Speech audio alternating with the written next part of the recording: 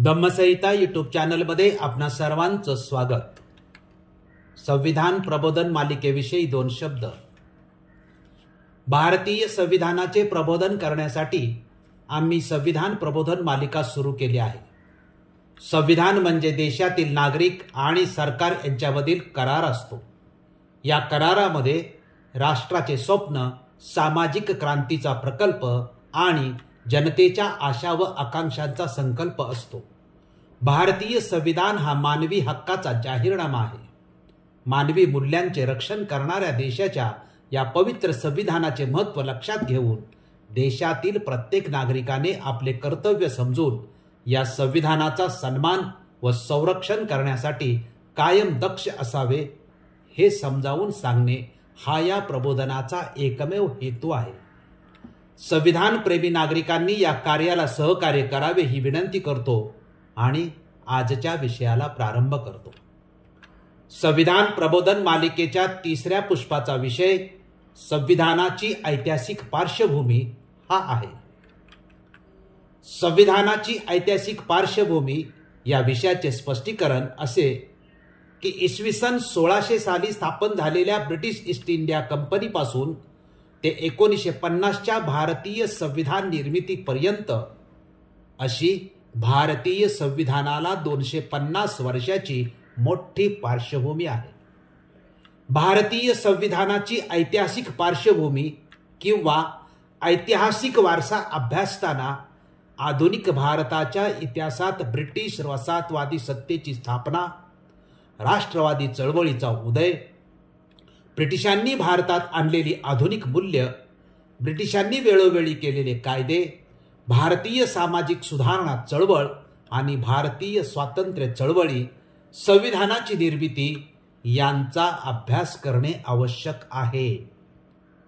या 250 वर्षात संविधानासंबंधित घडलेल्या सर्व घटनांचा अभ्यास आपण संविधान प्रबोधन मालिकाद्वारे करणार आहोतच। त्याच्या पार्श्वभूमीची प्रस्तावनात्मक माहिती आपण या भागामध्ये देत आहोत।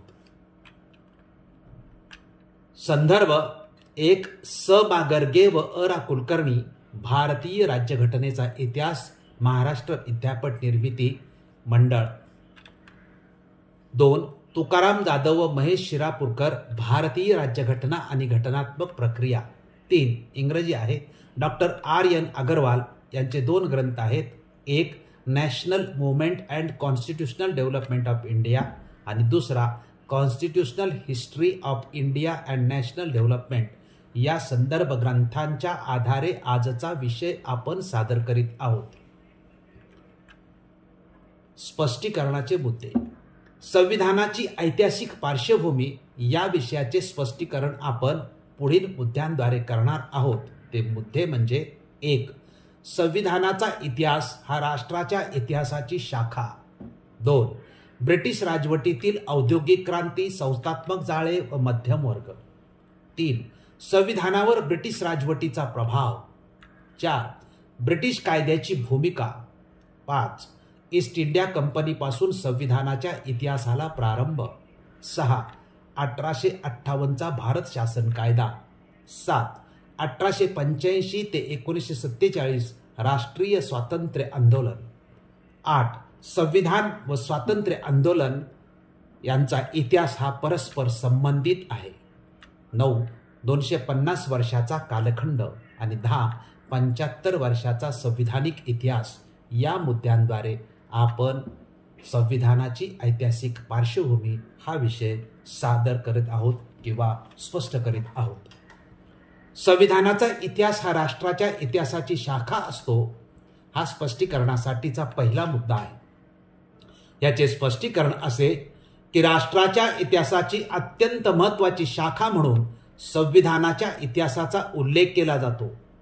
या इतिहासात एका बाजूने राजकीय सुधारणांचा आणि घटनात्मक विकासांचा क्रम लक्षात येतो आणि दुसऱ्या बाजूने देशातील जनतेच्या राजकीय मतांचे आणि स्वातंत्र्य प्राप्तीच्या प्रयत्नांचे प्रतिबिंबही पाहावयास मिळते।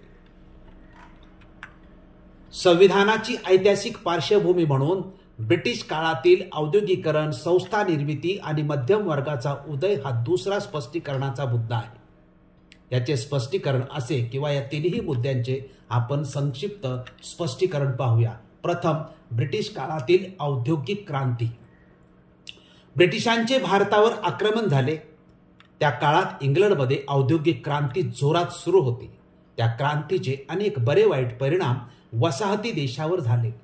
भारतात औद्योगिकरणाचा विस्तार झाल्याने येथील जनतेत वेगाने जनसंपर्क वाढला.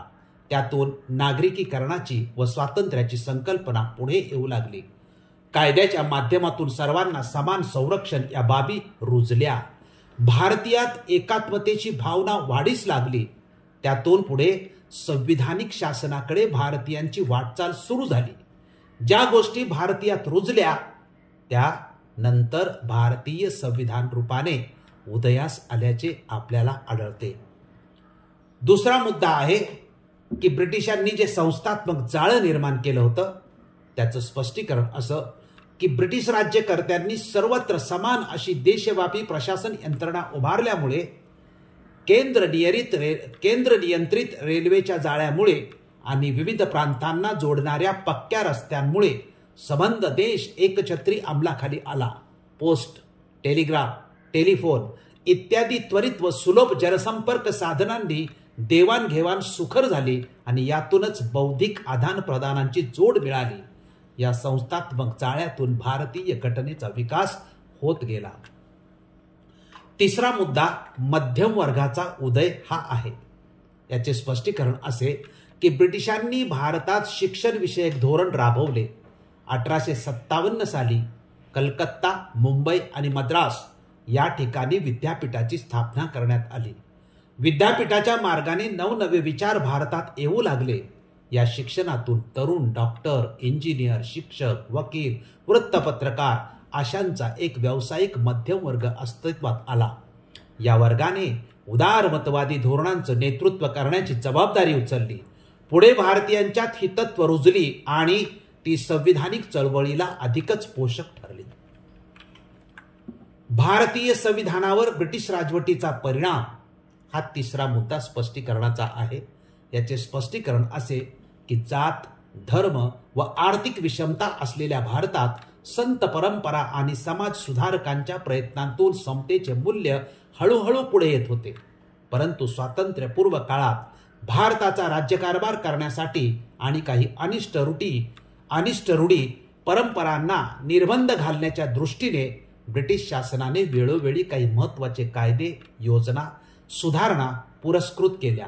त्यातील काही कायदे हे ब्रिटिश सत्ता टिकवण्यासाठी किंवा आर्थिक नफ्यासाठी असले तरी अनेक कायदे भारतीयांसाठी फायदेशीर ठरले. अर्थात या कायद्यांना राज्यघटना म्हणता येणार नाही. त्या कायद्यांमध्ये भारतीय राज्यघटनेतील काही तत्वाचे उगमस्थान सापडते. त्यामुळेच भारतीय राज्यघटनेवर ब्रिटिश राजवटीचा प्रभाव पडला असे म्हटले जाते. भारतीय संविधानामध्ये ब्रिटिश कायद्याची भूमिका हा चौथा मुद्दा स्पष्टीकरणाचा आहे. आणि याचे स्पष्टीकरण असे की ब्रिटिशांनी आपल्या वसाहतवादी राजवटीच्या काळात जे कायदे राबवले त्याचा परिणाम भारतीय संविधानाच्या निर्मिती प्रक्रियेवर झालेला आहे. परिणाम झालेले प्रमुख कायदे म्हणजे 1. 1858चा भारत शासन कायदा, 2. 1861चा इंडियन कौन्सिल ऍक्ट, 3. 1892चा इंडियन कौन्सिल ऍक्ट, 1909चा मोर्ले मिंटो सुधारणा कायदा, 1919चा मॉन्टेग्यू चेम्सफोर्ड सुधारणा कायदा आणि 1935चा भारत शासन कायदा. ब्रिटिशांनी सामाजिक सुधारणा संदर्भात महत्त्वाचे कायदे केल्याने समाज सुधारकांच्या प्रयत्नांना सुद्धा गती मिळाली होती. प्रथमच स्त्री हक्क व स्त्री प्रतिष्ठा यांची जाणीव सुद्धा ब्रिटिश काळातच होऊ लागली. संविधानाचे अभ्यासक A.B. Keith, M.V. पायली, D.V. महाजन, M.P. जैन यांचे मते ब्रिटिश वसाहतवादी कालखंडात वेळोवेळी केलेल्या कायद्यांकडे भारतीय राज्यघटनेची पूर्वपीठिका अथवा इतिहास म्हणून पाहिले जाते. संविधानाच्या अभ्यासकांनी ब्रिटिशकालीन कायद्यामध्ये राज्यघटनेची मुळे शोधली. रोहित डे मात्र असे स्पष्ट लिहितात की भारतीय राज्यघटना म्हणजे निव्वळ ब्रिटिशकालीन कायद्यांचे अटळ फलित नाही, तर विविध घटनात्मक दस्तऐवज अथवा कायदे, भारतीयांच्या घटनात्मक आकांक्षा आणि घटनात्मक कायद्यांचा दैनंदिन व्यवहार यातील देवाणघेवाणीचे फळ आहे. राष्ट्रवादी विचाराने निर्माण केलेल्या भव्य सहमतीतून नव्हे तर विविध संघर्षातून राज्यघटना आकाराला आली आहे. त्यामुळे ब्रिटिशकालीन कायद्याच्या राज्यघटनेवरील प्रभाव लक्षात घेताना विविध शक्ती आणि घटकातील गुंतागुंतीचा आंतरसंबंध यांचे भान ठेवणे सुद्धा महत्त्वपूर्ण ठरते. पाचवा मुद्दा ईस्ट इंडिया कंपनीचा आहे. याचे स्पष्टीकरण असे की व्यापारी म्हणून आले आणि राज्यकर्ते झाले असा इतिहास सर्वांनीच क्रमिक पुस्तकात अभ्यासिला आहे. ही राज्यकर्ता बनण्याची प्रक्रिया ईस्ट इंडिया कंपनीद्वारा झालेली आहे. याच कंपनीच्या प्रारंभापासून संविधानिक इतिहासाच्या पहिल्या टप्प्याला प्रारंभ होतो. याबाबत भारतीय राज्यघटनेचा इतिहास या पुस्तकात असे लिहिले आहे की भारतीय राज्यघटनेच्या इतिहासाचा आरंभ एका अर्थाने ईस्ट इंडिया कंपनीच्या या देशाच्या राजकारणातील हस्तक्षेपापासून झाला असे म्हटल्यास चुकीचे ठरणार नाही. इंग्रजांनी भारतात व्यापाराच्या उद्देशाने सुरुवात केली असली तरी फार थोड्या अवधीत ते येथील अंतर्गत राजकीय वादातही शिरले आणि मग त्यांनी मोठ्या झपाट्याने भारतीय प्रदेशावर वर्चस्व प्रस्थापित केले. मात्र हे करीत असताना ते स्वतःचे व्यापारी हितसंबंध तर वाढवित होतेच आणि त्याबरोबरच हस्तगत केलेल्या प्रदेशावर नवी कारभार यंत्रणाही उभारीत होते. अशा त्यांच्या दुहेरी प्रयत्नातूनच भारतावर साम्राज्य सत्ता प्रस्थापित झाली. भारताच्या संविधानात्मक इतिहासाचा जो पहिला टप्पा सुरू होतो त्याबाबत संविधानाचा इतिहास या पुस्तकामध्ये लिहिले की सत्तेचा आरंभ, वाढ आणि संरक्षण या तिन्हीसाठी ईस्ट इंडिया कंपनीने वेळोवेळी जे कायदे केले, जी कारभाराची घडी बसवली आणि आधुनिक पद्धतीने शासन व्यवस्था प्रस्थापित केली, त्या सर्वांचा इतिहास म्हणजे भारताच्या घटनात्मक इतिहासातील पहिला कालखंड होय. सहावा मुद्दा 1858च्या भारत शासन कायदा हा आहे. 1858च्या कायद्यानुसार ईस्ट इंडिया कंपनीचे राज्य संपून त्या ठिकाणी राणीची सत्ता प्रस्थापित होणे हा आहे. याबाबत भारतीय राज्यघटनेचा इतिहास या ग्रंथात लिहिले आहे की कालांतराने म्हणजे 1857च्या बंडानंतर ईस्ट इंडिया कंपनीचे सरकार बरखास्त झाले आणि 1858 साली ब्रिटिश साम्राज्य सत्तेने भारताची शासकीय व्यवस्था आपल्या हाती घेतली. 1858 ते 1947 या काळात भारतावर ब्रिटिश पार्लमेंटद्वारा सत्ता राबवण्यात आली. तेव्हा 1858 पासून भारतीय राज्यघटनेच्या इतिहासाचा दुसरा टप्पा सुरू झाला. सातवा मुद्दा स्वातंत्र्य आंदोलनाचा आहे. याचे स्पष्टीकरण असे की संविधानिक इतिहासात स्वातंत्र्याचे आंदोलन हा महत्त्वाचा भाग आहे. इंग्रजांनी आपल्या साम्राज्य सत्तेची मुळे या भूमीत कशी रोवली, त्यांच्या शाखा कशा पसरत गेल्या आणि 19व्या शतकाच्या अखेरपर्यंत तो साम्राज्य वृक्ष कसा फोपावत गेला, हा सर्व भाग भारतीय राज्यघटनेच्या इतिहासातील अत्यंत महत्त्वाचा आहे. पण ही साम्राज्य सत्ता विस्तारत असतानाच राष्ट्रीय स्वातंत्र्याच्या आंदोलनाच्या स्वरूपात त्या परकीय सत्तेच्या विनाशाची बीजेही वाढत होती. त्यातूनच स्वातंत्र्याचा लढा प्रखर होत गेला. 1885 साली राष्ट्रीय काँग्रेसची स्थापना झाली होती. काँग्रेसच्या नेतृत्वाखाली स्वातंत्र्याची ही आंदोलने झाली. राष्ट्रीय चळवळीच्या दृष्टीने 20वे शतक हे अत्यंत महत्त्वपूर्ण ठरले. स्वातंत्र्य चळवळ ही केवळ मध्यमवर्गीयाचे न राहता तिला जन आंदोलनाचे स्वरूप प्राप्त झाले. यामुळे राष्ट्रीय चळवळीतून एक प्रभावी जनरेटा निर्माण झाला. यातून राष्ट्र एकसंघ बनायचे अशा प्रेरणा पुढे येऊ लागल्या. स्वातंत्र्य लढ्याने सरकारकडे राजकीय स्वातंत्र्याची मागणी केली आणि या चळवळीतून पुढे सहभाग प्रधान लोकशाही भारतात अस्तित्वात यावी अशा मागण्या पुढे आल्या. 20व्या शतकातील राष्ट्रीय चळवळीला व घटनात्मक विकासाला काहीसे वेगळे वळण प्राप्त झाल्यामुळे हा काळ अत्यंत वैशिष्ट्यपूर्ण ठरला. सरकारचा बळाचा व हिंसात्मक मार्गाचा वापर करून उघडपणे दमननीतीचा अवलंब केला सरकारने, परंतु याला स्वातंत्र्य चळवळीतून व्यापक पातळीवर उलटा प्रतिसाद मिळाला. ब्रिटिश सत्ता भारताची कशी पिळवणूक करीत आहे हे राष्ट्रीय सभेच्या पीठासनावरून पटवून देण्यात आले. यातून मुक्त होण्यासाठी भारताला राजकीय स्वातंत्र्य मिळणे आवश्यक होते. त्या संदर्भात विविध नेत्यांनी व्यापक प्रमाणावर आपली भूमिका स्पष्ट मांडली. राष्ट्रीय चळवळीतून आणि ब्रिटिशांच्या विविध कायद्यातून लोकशाही राज्यपद्धती तसेच संघ राज्य रचना ह्या संकल्पना मूळ धरू लागल्या. 8वा मुद्दा, संविधान आणि स्वातंत्र्याचा इतिहास हा परस्पर संबंधित आहे असा आहे.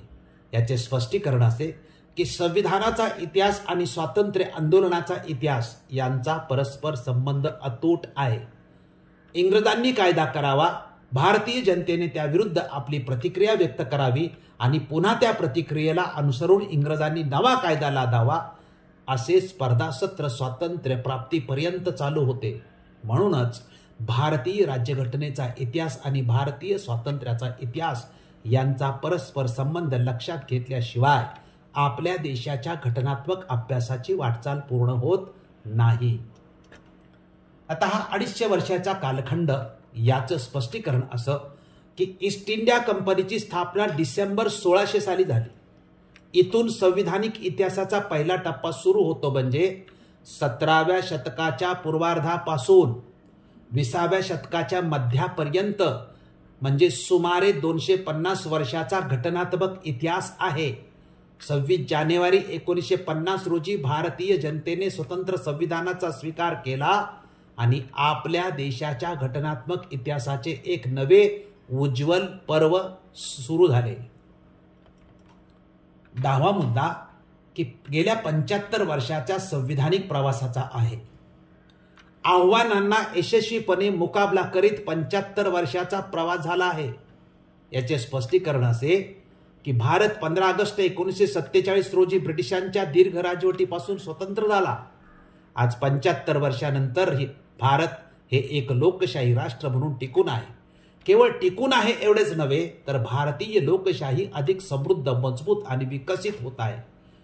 भारताबरोबरच स्वतंत्र झालेल्या शेजारील आशियाई देशामधील लोकशाही राजवटी अल्पावधीतच कोसळून तेथे लष्करी राजवटी सत्तेवर आल्याची उदाहरणे आहेत. केवळ आशियाई देशातच नव्हे तर युरोपीय, आफ्रिकी देशातील लोकशाही समोर विविध आव्हाने उभी राहिली आहेत. भारतीय लोकशाही समोर संविधान बदलणे, संविधान पुनरावलोकन, संविधान संशोधन तसेच सामाजिक, आर्थिक, राजकीय आणि दहशतवादासारखी आव्हाने उभी ठाकूनही त्या आव्हानांचा यशस्वीपणे मुकाबला करीत भारतीय लोकशाही टिकून आहे. ती केवळ भारतीय राज्यघटना व राज्यघटनेतील तत्वामुळेच. भारतीय राज्यघटना हे आधुनिकतेचं फळ आहे. आधुनिक मूल्यांच्या आगमनापासून भारतीय राज्यघटनेच्या विकासाचा प्रवास सुरू झालेला आहे. संविधानाची ऐतिहासिक पार्श्वभूमी या विषयाशी संबंधित सर्व मुद्द्यांचा अभ्यास केल्यानंतर हे स्पष्ट होते की भारतीय संविधानाला खूप मोठी म्हणजे 250 वर्षाची पार्श्वभूमी आहे. 250 वर्षात निर्माण झालेले कायदे, स्वातंत्र्य आंदोलन, सामाजिक, धार्मिक, सांस्कृतिक सुधारणा चळवळी अशा घडामोडींचा अनुभव भारतीय संविधानाच्या निर्मिती पाठीमागे आहे. त्यामुळेच स्वातंत्र्य, समता, बंधुत्वावर आधारित निर्माण झालेल्या भारतीय संविधानाने मानवी हक्काचा जाहीरनामा म्हणून जगात कीर्ती मिळवलेली आहे. आम्ही संविधानाची ऐतिहासिक पार्श्वभूमी या विषयाची जी माहिती दिली ती आपण लक्षपूर्वक ऐकली व पाहिली, त्याबद्दल आपणा सर्वांचे मनपूर्वक आभार मानतो. आपण हा व्हिडिओ जास्तीत जास्त लोकांपर्यंत पाठवून संविधान प्रबोधन मालिकेला यशस्वी करण्यासाठी सहकार्य करावे ही विनंती करतो. पुढचे मालिकेतील 4थे पुष्प आधुनिक भारतात संविधानाची सुरुवात हे आहे. आपण जरूर पाहावे. धन्यवाद. जय भारत, जय संविधान.